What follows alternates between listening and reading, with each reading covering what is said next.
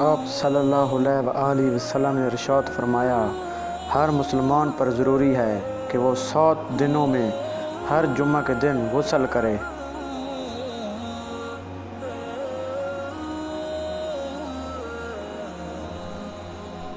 آپ صلی اللہ علیہ وسلم نے ارشاد فرمایا، مومن کا مرض اس کی خطاؤں کا کفارہ ہوتا ہے۔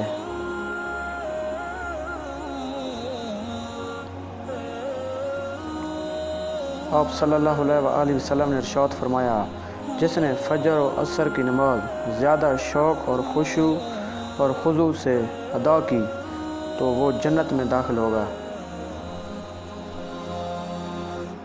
آپ صلی اللہ علیہ وسلم نے ارشاد فرمایا، تم مجھے ضعیفوں اور کمزوروں میں تلاش کرو، کیونکہ تم کو رزق اور نصرت ضعیفوں کی برکت سے دی جاتی ہے۔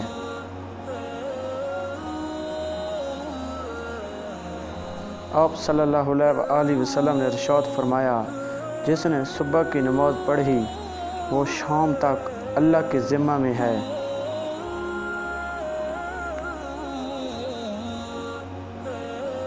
آپ صلی اللہ علیہ وسلم نے ارشاد فرمایا، جس خاندان کے لوگ آپس میں صلح رحمی کرتے ہیں وہ کبھی محتاج نہیں ہوگے۔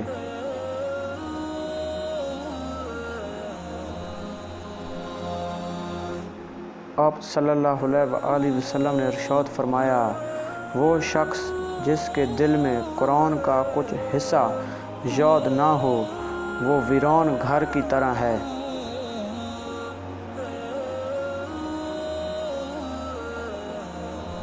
آپ صلی اللہ علیہ وسلم نے ارشاد فرمایا، نکاح کرنا رزق میں برکت لاتا ہے اور اولاد رحمت دلاتی ہے۔